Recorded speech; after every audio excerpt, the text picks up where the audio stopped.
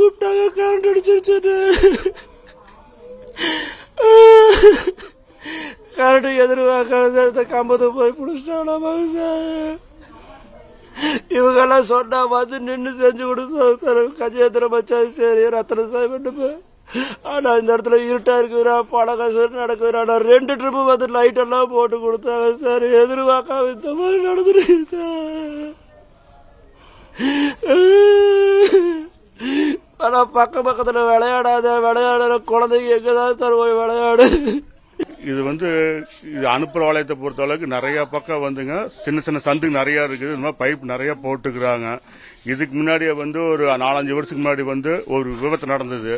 அப்போ மின் யாரும் ஒரு கவனிப்பு இல்லாம விட்டாங்க. இது குழந்தைங்க நிறைய வரப்போகிற இடம் நிறைய சந்துல நிறைய பைப்பு இருக்குது.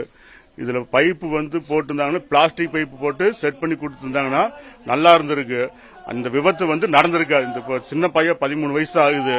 திடீர்னு தொட்டோன்னா இந்த மாதிரி பிடிச்சி இறந்துட்டா. அப்படி பார்த்தீங்களா? இது மின்வேதத்துல கொஞ்சம் பார்த்து ஒரு நல்ல ஒரு முடிவை எடுத்து பண்ணினீங்கன்னா கரெக்டா இருக்கு. பார்த்தீங்களா? இன்னும் மேல் அனுப்புறதுக்குள்ள இந்த மாதிரி நடக்கக்கூடாது. அது இவங்க தான் பொறுப்பெடுத்து பண்ணி கொடுக்கணும்.